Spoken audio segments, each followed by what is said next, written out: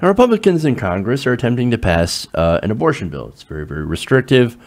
This bill is actually the most restrictive and would ban abortions at just 6 weeks. Now, back in January, the GOP introduced a bill banning abortion in cases where a fetal heartbeat is detectable. Last night, news broke that next Wednesday, November 1st, a Judiciary Committee will now hold a hearing to discuss the bill entitled H.R. 490, Heartbeat Protection Act of 2017. Now, the proposed bill, which is sponsored by Representative Steve King of Iowa, would make it a federal crime to knowingly perform abortions without determining whether the fetus has a detectable heartbeat, without informing the mother of the results, or after determining that a fetus has a detectable heartbeat. Physicians who perform the procedure could face up to 5 years in prison, a fine, or both.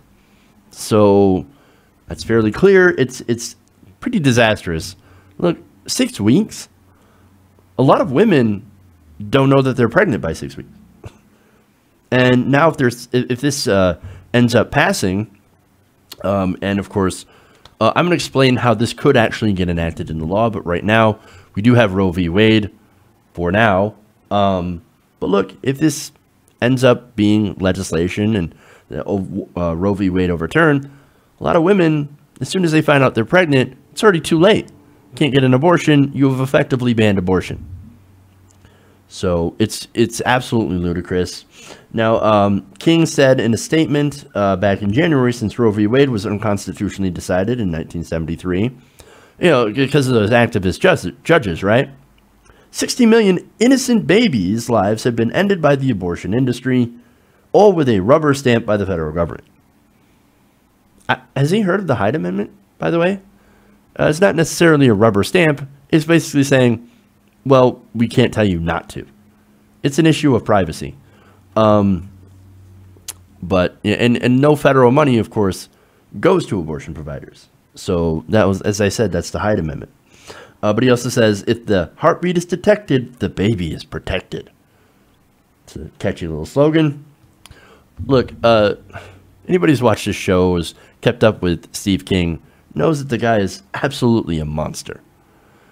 Not only is he monstrous on this bill, but also on others. I mean, he's the guy that said that, hey, man, we don't rebuild our culture with someone else's babies. So when it comes to their babies, well, I don't want them here.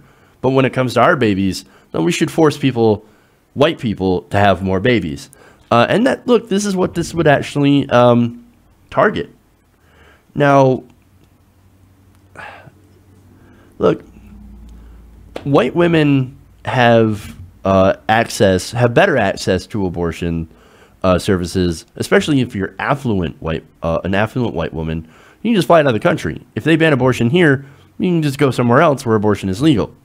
This has an impact of hurting, ironically, poor and minority communities far more than it would affluent white people. Which is interesting because, as I said before, Steve King is one of those people who wants more white babies. Again, a very interesting thing that I noticed. But look, this will force a lot of poorer people, again, mostly minorities, to end up carrying unwanted pregnancies to term and then have children that they can't afford to take care of. I mean, take the case of Jane Doe, right? Now, Jane Doe, and this has been going on, this is an undocumented immigrant who was fighting for the right to have an abortion. Now, they actually did let her. That's the newest news on that. But if we lived under Steve King's law, well, then she would have been forced to have the baby in America. Guess what that would have made her? Something that Steve King doesn't like very much. Now, doesn't that run against Steve King's narrative then? Again, he's not only is he deeply racist, he's not actually very smart. But the overall point of this bill, it's not to save the babies, right? It's actually about controlling women. I mean, look, you make the woman have the baby, and then, hey, guess what? We cut the social programs that help the women take care of the baby. Again, I told you, people not very smart. As Steve King is notoriously known for backing all the different bills that would end up cutting support systems for women who have these children. So, hey man, we're going to force you to have the baby, but we're not going to help you take care of it at all because it's your fault that you had the baby. But wait a minute. I wanted to not have the baby. I actually wanted to get an abortion. But you took away that choice from me. Oh, well, you shouldn't have gotten pregnant. Shouldn't have had sex then. On and on. It's a lot of circular reasoning here.